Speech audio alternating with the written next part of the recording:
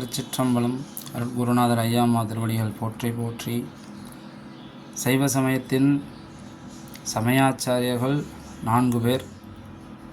ஒருவர் திருஞான சம்பந்தமூர்த்தி நாயனார், திருநாவுக்கரசு நாயனார், திரு சுந்தரமூர்த்தி நாயனார், மணிவாசகப் பெருமான். ஆக இந்த 4வரும் நமது சைவ சமயத்தின் சமய குரவர்கள், குருநாதர்கள். இவர்கள் செய்த அற்புதங்கள் பல. படைத்தல், காத்தல், அழித்தல், மறைத்தல், அருளல் அப்படிங்கிற 5 செயல்களையும் இந்த 4வருமே செய்திருக்காங்க. இப்போ நம்ம சம்பந்த பெருமான் செய்ததை பார்ப்போம். திருவொற்றியூர்லேருந்து மறுபடியும் கபாலீஸ்வரர் கோயிலுக்கு வராரு. அங்கே அந்த பூம்பாவை என்கிற பெண் இறந்து 5 வருடம் கழித்து அந்த சுவாமி திருமுறை பதியம் பாடி அன்னைக்கு என்ன வயசில் இருந்துச்சோ அந்த வயசில் உயிர்ப்பித்து எழ செய்தார். ஆக படைச்சார். அடுத்தால திருவேலிமலையில் மக்கள் பார்த்திங்கன்னா பல பேர் ரொம்ப பஞ்சம் வந்துடுச்சுது. பதியம் பாடி அந்த சுவாமியினுடைய அருளால் அந்த படிக்காசு பெற்று எல்லாரையும் காப்பாற்றினார். துன்பம் வராமல் காப்பாற்றினார். அதோடு முயலகன் நோய் அப்படின்ற அந்த கொல்லிமலவனுடைய மகளை அந்த முடக்குவாத நோயிலிருந்து காப்பாற்றி நல்முறையில் ஆக்கிய பெருமை சம்பந்த பெருமான் செய்தது.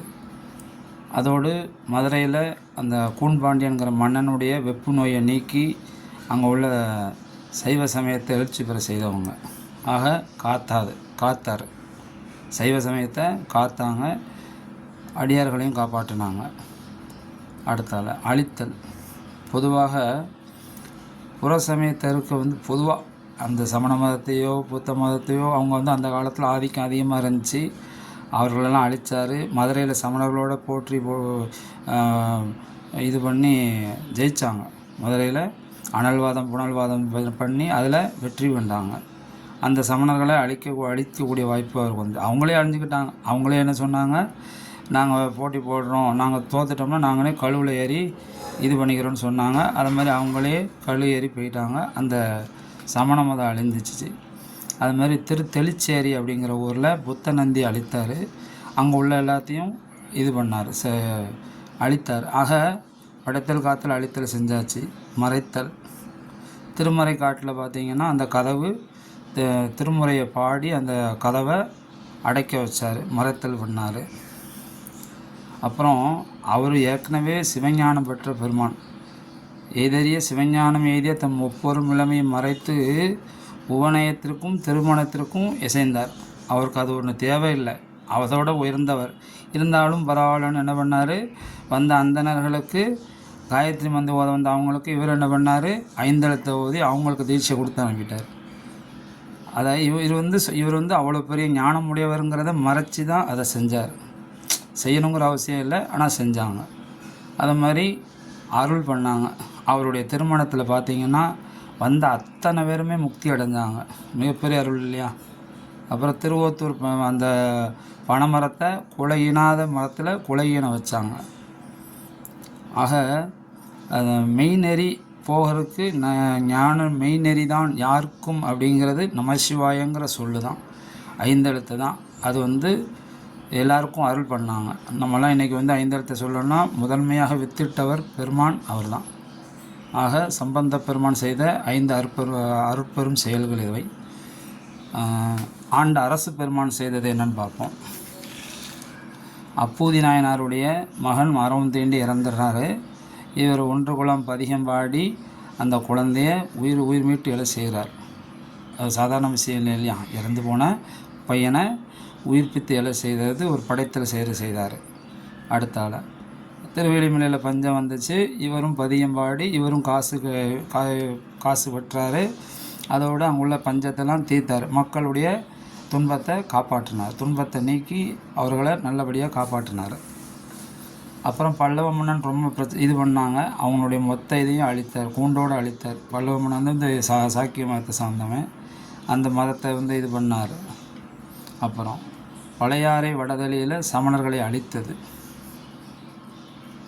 பழையாறை வடதலியில் சமணர்களை அழித்தது. இது அழித்ததை சொல்லும். அடுத்தால மறைத்தல். பிள்ளை திருஞான சம்பந்தமூர்த்தி சுவாமிகளை இவர் வந்து சிவிகையில் தூக்கிட்டு வந்தார். அப்பர் சுவாமி சாதாரணவங்க கிடையாது, ஏற்கனவே வாகீச முனிவராக மேலே இருந்தவங்க, ரொம்ப அருள் உடையவங்க. ஆனால் அந்த எந்த பெருமையும் காட்டாமல் திருஞான சம்பந்தனுடைய அவர் சுவாமியினுடைய அந்த சிவிகையை தூக்கிட்டு வந்தது, அதை மறைச்சார் இவர். இன்னொன்று, அப்பூதி நாயனார்கிட்ட போய் முதல்ல இவர் பேச போகும்போது அப்பூதி நாயனார் அவர்கிட்ட கேட்பார், பல பேர் இருக்க, நீ எதுக்கு இந்த இந்த இந்த பேர் திருநாவுக்கரசன் பேர் வச்சுருக்கே அப்படின்னு சொன்னோன்னா அவர் ரொம்ப கோவப்படுவார். அப்புறம் தான் இவர் சொல்லுவார். முதல்ல வந்து இவருடைய பேரை வந்து சொல்லலை, அப்புறம் தான் சொல்லுவார்.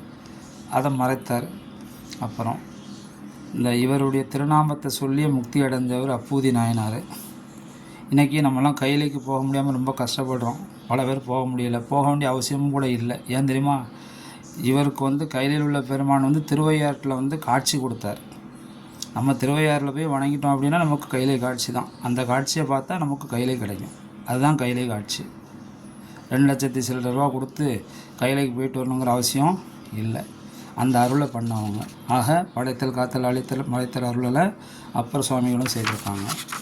அப்புறம் சுந்தரமூர்த்தி சுவாமிகள், அவர் என்ன பண்ணார் பார்த்தீங்கன்னா, அவிநாசியில் அந்த முதல்ல அந்த குழந்தைய விழுங்கிரும்.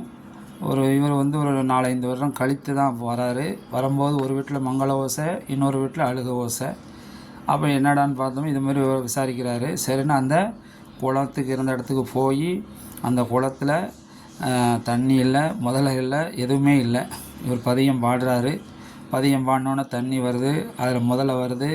அதில் யமன் வந்து அந்த முதல வாய்க்குள்ள அந்த குழந்தைய வர வைக்கிறார். 4வது பாட்டில் நினைக்கிறேன். 4வது பாட்டு பதியம் இது பண்ணும்போதே அந்த குழந்தை அன்னைக்கு என்ன வயசில் இருந்துச்சோ அதே வயசில் வந்துடும்.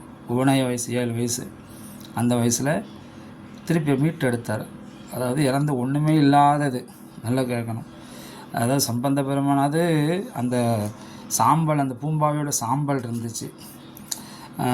நம்ம அப்பூதியினுடைய அவருடைய மகன் வந்து இறந்து கிடந்தான். உயிர் அந்த உடம்போடு இருந்துச்சு. ஆனால் இங்கே பாருங்கள், இங்கே எதுவுமே இல்லை. அந்த உடம்பு இல்லை, இறந்து போன அந்த முதல்ல கிடையாது, தண்ணி இல்லை, குளம்லாம் வெற்றி போய் ஒன்றுமே இல்லாமல் இருந்துச்சு. அதில் அற்புதம் செஞ்சவங்க சுவாமி நம்பி ஆரூர பெருமான்.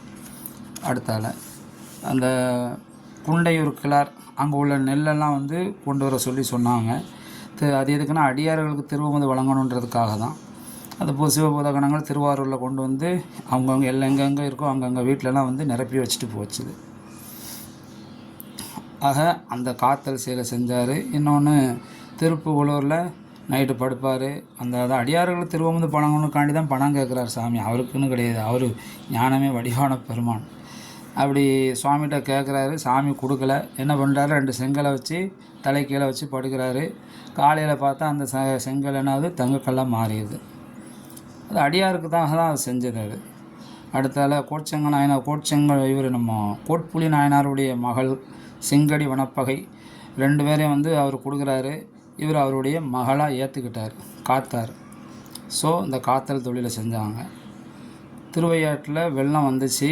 இவர் பதியத்தை பாடி வெள்ளத்தை அடக்குனார். அந்த அற்புத செயல் தானே. ஒரு விஷயம் வருது, அதை தடுத்து நிறுத்துறாரு. ஆற்றுல உள்ள வெள்ளத்தை சுவாமிகிட்ட வேண்டுறாரு. இவர் தென்கரையில் இருக்கார், சுவாமி வடகரையில் இருக்கார். நடுவில் பெரிய ஆற்று வெள்ளம், அந்த வெள்ளத்தை அழித்தார், அப்படி நிப்பாட்டினார். அந்த அற்புதம் செஞ்சவங்க. அடுத்தால ஏற்கான் கலிக்காம நாயனார் வந்து இவரை தப்பாக நினச்சிருப்பார். எதுக்குன்னா சாமியை இவர் வந்து தூது விட்டதாக இவரை தப்பாக நினச்சிருப்பார். ஆனால் இவருக்கு தெரியாது, சாமியோட தோழர் அப்படிங்கிறது அவருக்கு தெரியாது. இவரும் வந்து அதை மறைச்சி தான் இது பண்ணார். தெரியாதுல்ல, அதனால் அவர் வந்து கோவப்பட்டார். பின்னாடி அவர் வீட்டுக்கே போய் அவருக்காக அவர் இறந்துட்டாருன்னு கேட்டோன்னா இவர் தன்னுடைய வாள் எடுத்து தன்னுடைய வயிற்றில் குத்த போவார். சாமி வந்து அருள் பண்ணுவாங்க. ஆக அந்த இடத்துல இவர் சாமியோட அடியார், அப்படி இது நம்ம சாமியோட தோழர் அப்படிங்கிறத மறைச்சி வச்சார், மரத்தில் செஞ்சார். அருளல் சேரமான் பெருமானா கையில் இவர் போனார். அதை பார்த்து அவரும் கூட வந்தார்.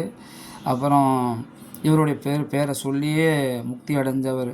முந்தின நாளே கையிலைக்கு வந்தார். பெருமலை குறும்ப நாயனார், சோமாசினார நாயனார், இவங்களாம் இவரை வணங்கினவங்க. யார்? சுந்தரமூர்த்தி சுவாமிகள் வணங்கி முக்தி பெற்றவங்க, அவங்களுக்கு அருள் பெற்றவங்க. இது எல்லாத்த விட சிறப்பு என்ன தெரியுமா? ஞாலம் உய்ய நாம் உய்ய சைவ நன்னெறியின் சீலம் உய்ய திருத்தொண்ட தொகை முன் பாடியது. இன்றைக்கு எல்லா உயிருமே முக்திக்கு போகணும் அப்படின்றதுக்காக தான் சுவாமி அன்னைக்கு இந்த பதிகத்தை அருள் செய்தார். நாமெல்லாம் இன்றைக்கி வந்து திருவருளை ஈஸியாக கிடைக்க பெறலாம். இந்த ஒரு பதிகத்தை மட்டும் பாடினா அவ்வளவு சிறப்பு இருக்குது. திருத்தொண்ட தொகை அதை அருள் செய்தவங்க எம்பிரான் நம்பியாரூர் பெருமான். இவங்களும் 5 செயல்கள் செய்திருக்கின்றார்கள்.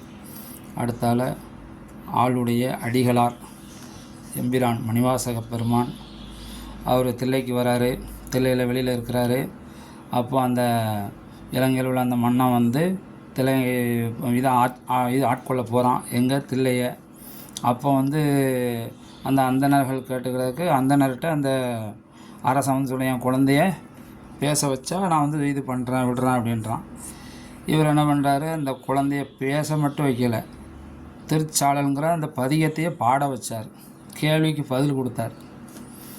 அப்படி அந்த படைத்தல் ஊமை பெண்ணை பேச வச்ச ஒரு பெரிய செயலை செஞ்சார்.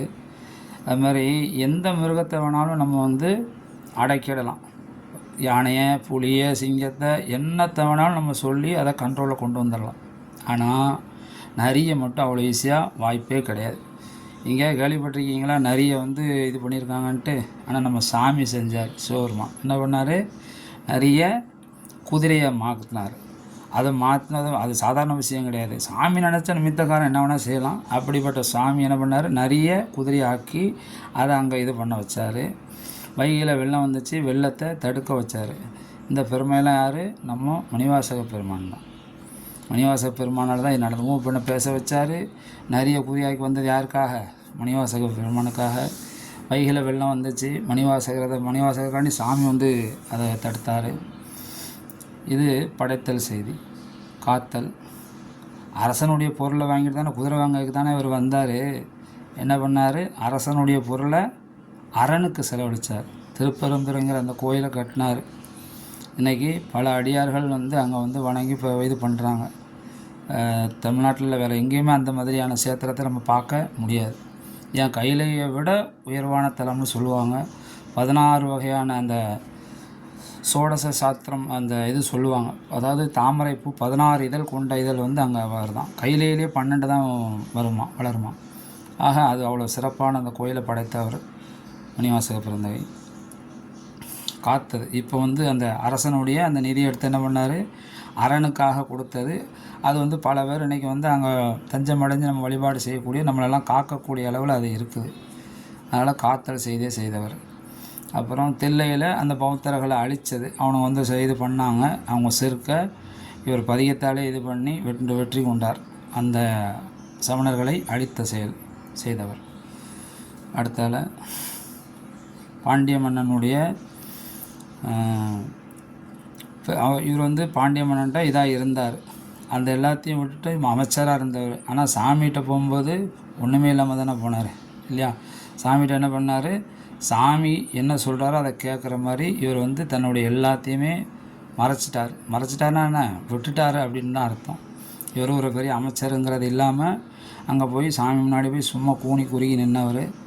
அப்படியே தன்னை மறைத்து கொண்டதுனால அவருக்கு உயர்வு கொடுத்தார் சுவாமி.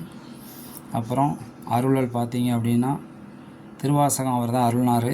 அந்த திருவாசகத்தினுடைய பொருள் என்னென்னு தீட்சிதர் கேட்கும்போது கையை காட்டினார். பெருமானுடைய தில்லை கூத்த பெருமான் திருவடியை அப்படி நேரிய பெருமானுடைய திருவடியை போய் அடைந்தவர்.